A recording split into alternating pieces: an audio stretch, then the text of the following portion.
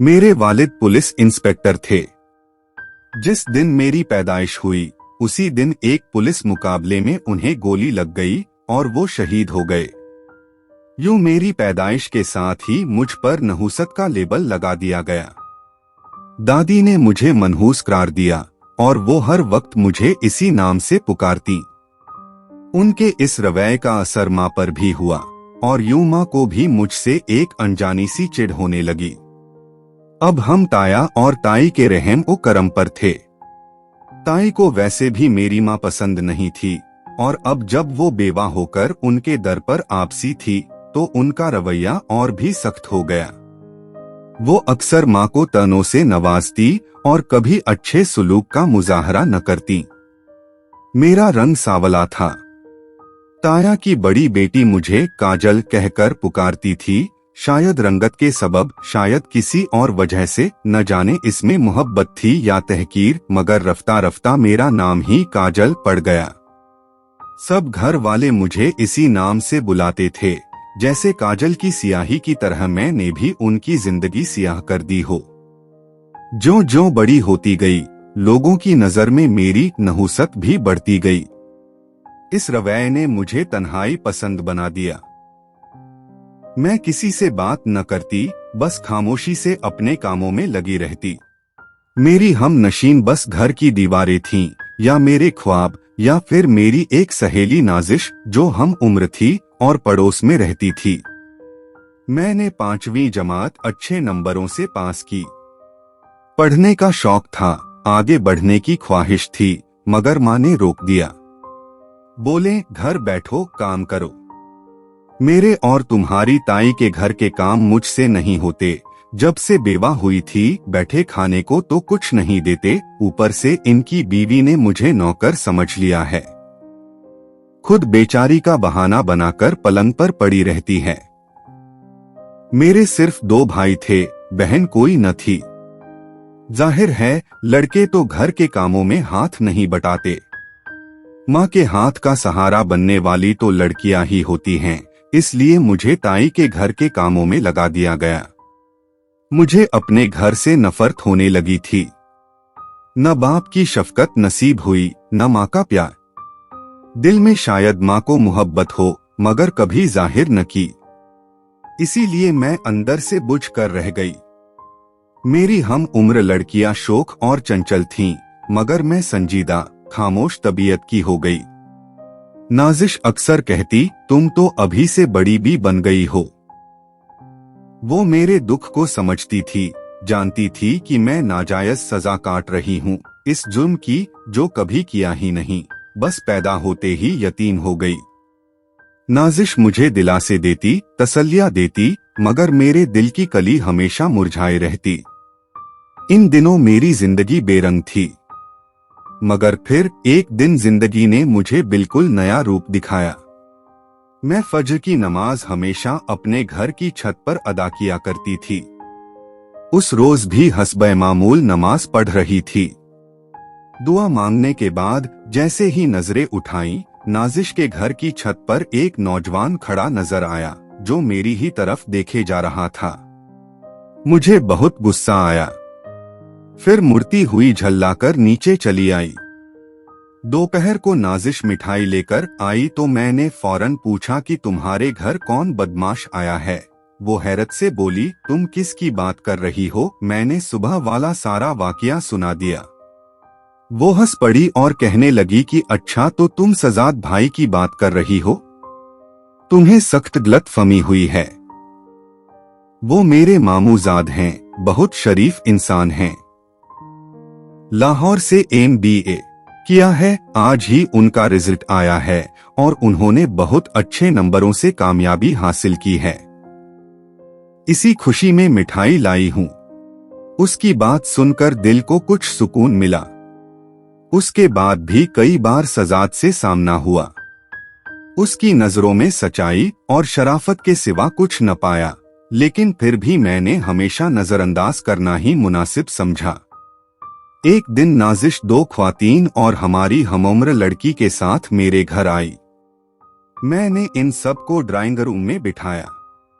थोड़ी देर बाद नाजिश मुझे अलग ले जाकर बोली कि ये सजाद की खाला, माँ और बहन हैं। ये तुम्हारे रिश्ते के लिए आई हैं। मैं हैरत और परेशानी में डूब गई कि नाजिश ये मेरा रिश्ता लेने के लिए आई हैं। न देखा न भाला, वो मुस्कुराकर बोली कि देखने भाले से ही तो आई हैं। सजाद भाई ने इन्हें फोन करके लाहौर से बुलाया है। वो कहते हैं कि ऐसी ही लड़की की तलाश थी। अम्मी उनके साथ बैठी बातें करती रहीं। रुखसत होते हुए वो मेरे सर पर हाथ रखकर दुआएं देती हुई चली गईं। अम्मी उनसे मिलकर बहुत खुश थीं। ये रिश्ते की बात तय करके गई थीं। जिंदगी में पहली बार अम्मी ने मुझे गले से लगाया और ढेरों दुआएं दी। उनका वो शफकत भरा रवैया देखकर मैं फौरन राजी हो गई। सजाद के खानदान के लाहौर वापस जाने से कबल ही शादी की तारीख तय हो चुकी थी। मुझे दुल्हन बनाया गया, बारात आई, खूब रौनक और हंगामा हुआ, फायरिंग भी हुई। लेकिन अचानक ये जश्न चीख हो पुकार में बदल गया। मैंने समझा कि मेरी बदनसीबी के दिन खत्म हो गए हैं, मगर ये मेरी खामख्याली थी। रोने की आवाजें बुलंद हुई, घर के लोग बाहर दौड़े। तब पता चला कि सजाद के छोटे भाई को गोली लग गई थी और वो मौके पर ही जाम बहक हो गया। यूं शादी का घर मातमदेह में तब्दील हो गया। चंद बुजुर्गों ने मौके की नजाकत को समझते हुए निकाह सादगी से कर दिया और मुझे रुखसत कर दिया कि यतीम बच्ची है, इस फर्ज को मुअख्खर करना मुनासिब नहीं। मुझे अपने मुस्तकबिल की सियाही साफ दिखाई देने लगी थी। अगरचे मेरा असल नाम रोशन आ रहा था, मगर अब मुझे लगता था कि मैं वाकई कमनसीब आ रहा हूँ। मैं कैसी दुल्हन थी जो दूल्हे के घर पहुंची तो खुशियों के बजाय मौत का साया वहां मौजूद था। जब मेरी सास को होश आया तो वो मुझ पर झपट पड़ी। कहने लगी कि ये मनहूस है, मेरे बेटे को खा गई। सजाद ने मुझे तसल्ली दी कि अम्मी को गहरा सदमा है, इसीलिए ऐसा कह रही हैं। अब ससुराल में सिर्फ सजाद ही मेरे हमदर्द थे। चहलुम तक मुझे मायके भेज दिया गया। चहलुम के दिन सजाद मुझे लेने आए, मगर अगले ही दिन उनकी मां ने मेरा जीना दोबारा हराम कर दिया। हर वक्त तनों की बौछार होती, कहती कि सजाद इसे तलाक दे दो। ये कैसी मनहूस घड़ी की पैदावार है। सुना है जिस दिन ये सब्ज कदम पैदा हुई थी उसके बाप को जिंदा वापस आना नसीब न हुआ था। नंद कहती दुनिया में ऐसे लोग भी होते हैं जो वाकई मनहूस होते हैं। सजाद ने माँ की बातों को नजरअंदाज किया क्योंकि वो मुझे से मोहब्बत करते थे। बस वो ही एक सहारा था मेरा, वरना बाकी सब ने जुल्म करने में कोई कसर न छोड़ी। मेरी इकलौती नंद बहुत तेजीज़बान थी। वो भी अपनी माँ के साथ मिलकर मुझे तमस्खर का निशाना बनाती। कभी कभी दिल चाहता कि मर जाऊं। इसी अजियत में 1 साल गुजर गया। मैं हमेशा घर में कैद रही। किसी खुशी या तकरीब में शामिल होने की इजाजत न थी। नंद का रिश्ता आया, मंगनी तय हुई, लेकिन मुझे हर मौके से अलग रखा गया। मंगनी के दिन मुझे कमरे में कैद कर दिया गया। कहा गया कि इधर कदम मत रखना, कहीं तुम्हारी मनहूस परछाई मेरी बेटी पर न पड़ जाए। शादी वाले दिन भी मेरी सास चाहती थी कि मैं कमरे में बंद रहूं, मगर खानदान वालों और सजाद के इसरार पर वो मान गईं और मुझे रुखसती में शामिल होने दिया गया। नंद ससुराल सिधार गई। मैंने सब्र किया, हर जुल्म सहा, क्योंकि सजाद मुझसे प्यार करते थे। मैंने अपना फैसला खुदा के सुपुर्द कर दिया था। सच है, अल्लाह की लाठी बेआवाज होती है। अगले दिन जब मैं फज्र की नमाज के लिए उठी तो अचानक दरवाजे की घंटी जोर जोर से बजने लगी। सब लोग थक कर सोए हुए थे। मैंने गेट पर जाकर पूछा कौन है। तभी मुंजा की रोती हुई आवाज सुनाई दी, भाभी दरवाजा खोलो, मैं हूँ। मैंने दरवाजा खोला तो देखा मुंजा दरवाजे पर खड़ी रो रही है। मैंने हैरत से पूछा, अरे मुंजा, इतनी सुबह कैसे? कौन आया है तुम्हारे साथ? वो रोते हुए मेरे गले लग गई और बोली, भाभी मुझे माफ कर दो। मैं हैरतज़दा उसकी हालत देख रही थी। रोने की आवाज सुनकर सजाद और उनकी अम्मी भी बाहर आ गए। मुंजा ने अपनी माँ को देखते ही कहा, देखो माँ, ये अल्लाह का अजाब है। हमने मिलकर भाभी को बहुत दुख दिया। इस वक्त जरा सा भी एहसास न हुआ कि हम क्या कर रहे हैं। हम इन्हें मनहूस कहा करते थे ना, तो आज वो ही कुछ मेरे साथ हो गया है। वो रोते थे और कहने लगीं कि रात पिछले पहर मेरे शौहर गुस्लखाने में गए। उनका पांव फिसला, सर जमीन पर जोर से लगा और वो वहीं जान की बाजी हार गए। चोट लगते ही उन्हें दिल का दौरा भी पड़ गया और वो इंतकाल कर गए। तभी मेरी सास ने अपने बेटे से कहा कि जाओ, इसे इसकी माँ के दरवाजे पर छोड़ आओ। मेरे जेठ ने मुझे गाड़ी में बिठाया और गली में छोड़ गए, जबकि मेरे शौहर के वालिद की मैयत अस्पताल ले जानी गई। सास कहती है कि इस सब कदम के आते ही इसने मेरे सुहाग पर नहुसत का साया डाल दिया और वो मर गया। ये सुनकर मेरी सास रोने लगी। मेरे शौहर सजाद ने कहा कि अम्मा रुको, सब्र करो। इंसान जो बोता है वो ही काटता है। मेरी सास मुझे से मुखातिब हुई, बेटी मुझे माफ कर दे। तेरे दिल पर भी वही गुजरी होगी जो आज मेरे और मेरी बेटी के दिल पर गुजर रही है।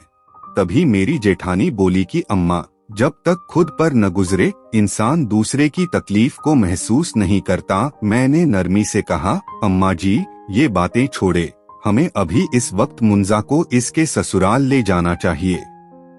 वहां उसके शौहर का इंतकाल हो चुका है।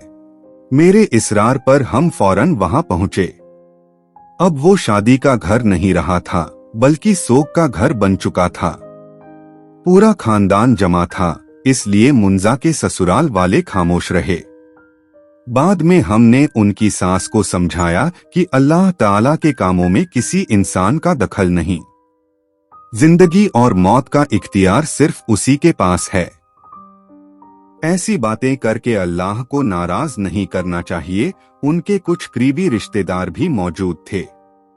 उनमें से 2 ख्वातीन ने यहाँ तक कहा कि तुम्हारी बहू अब इस घर की इज्जत है, अगर इसे यूं निकालोगी तो कल तुम्हारी बेटियों को कौन अपनाएगा।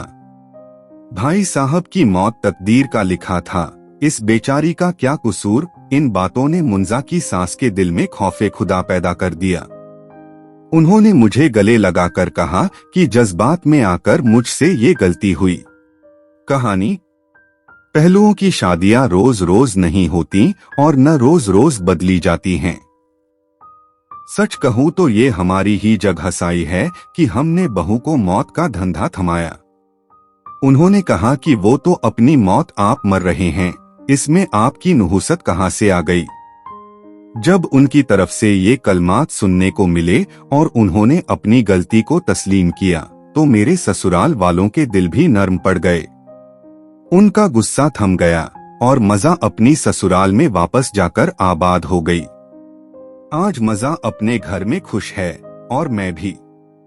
अब न उसे कोई मनहूस कहता है और न मुझे, क्योंकि ऐसे हादसे सिर्फ इत्तेफाक या तकदीर के फैसले होते हैं, किसी इंसान की नुहुसत से नहीं। किसी ने सच कहा है, अल्लाह के यहाँ देर है, अंधेर नहीं। और हर अंधेरे के बाद उजाला जरूर आता है। ताहम कभी कभी सोचती हूँ, अगर मेरी नींद पर ये वक्त न आया होता तो शायद मेरे दिन भी न फिरते। ससुराल वाले मुझे हमेशा मनहूस समझते रहते और मेरी जिंदगी हमेशा अंधेरे में डूबी रहती।